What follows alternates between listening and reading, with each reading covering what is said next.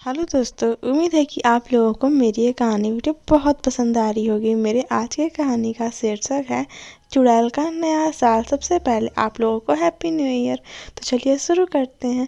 एक समय की बात है, प्रीतमपुरा नामक गांव में एक अनामिका नामक लड़की रहा करती थी, जो कि अपनी ज़िंदगी बहुत खुशहाल तरीके से व्यतीत करती थी। गांव के लोग यह सोच के बहुत परेशान रहते थे कि इसके जीवन में कितनी भी गलत काम क्यों ना हो जाए, इसके घर में ज़िंदगी में आग ही क्यों ना लग जाए, फिर भी ये इतना खुश, इतना समझदारी से सब चीज़ का काम कैसे ठीक कर लेती है।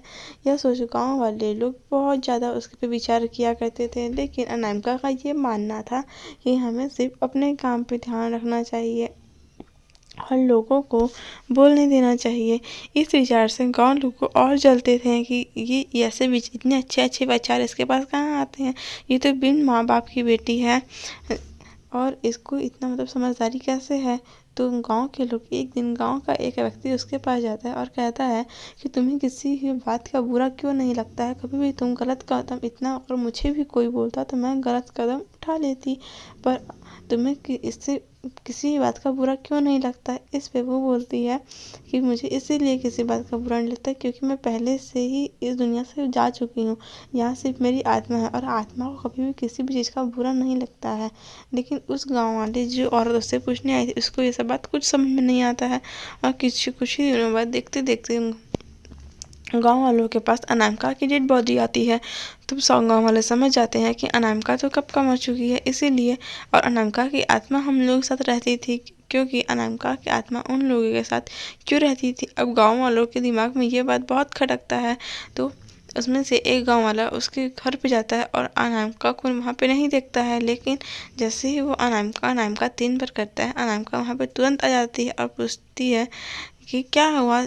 और गांव वाला ऐसा जताता है कि उसे कुछ भी नहीं पता कि अनामिका मर चुकी है, ऐसा ऐसा दिखाता है कि वो जिंदा है। तो वो उससे बोलता है कि तुम्हें गांव की पंचायत में गांव के लोग तुम्हें बुलाए हैं, तुम वहाँ पे आके सबसे मिल लो। अनामिका बोलती है ठीक है और अनामिका चली जाती है और गाँव के लोग उसे एक पीपल के पेड़ में बांध देते हैं उस आत्मा को और कि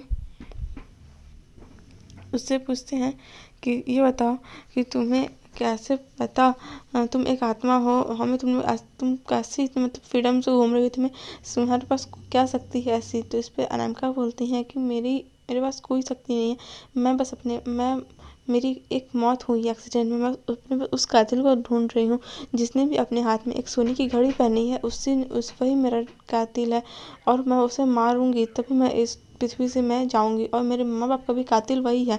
मैं जो अपने परलोक गई थी तो मुझे ये बात मेरे माँ बाप ने बताया कि जो मेरा कातिल है वो मेरे माँ बाप का भी कातिल है, ऐसे मैं अवसर नहीं छोड़ूंगी। और पता चलता है कि अनामिका जिससे बहुत पहले प्यार करती थी, जिस लड़के से, वही उसके माँ बाप को और उसको मार रहा है, क्योंकि वो उससे बहुत जलता था।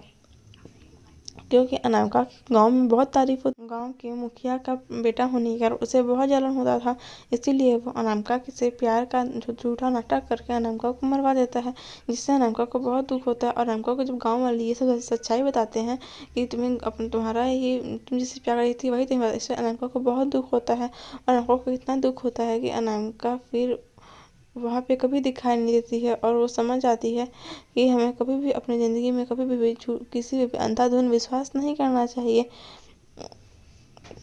और वो वहाँ से चली जाती है और गांव वाले उसके शोक में एक भोजन कराते हैं और पूरा और अनामिका के लिए एक शांति पाठ कराते हैं। सो दोस्तों, आपको अगर ये वीडियो अच्छी लगी हो तो लाइक शेयर सब्सक्राइब करना ना भूलें।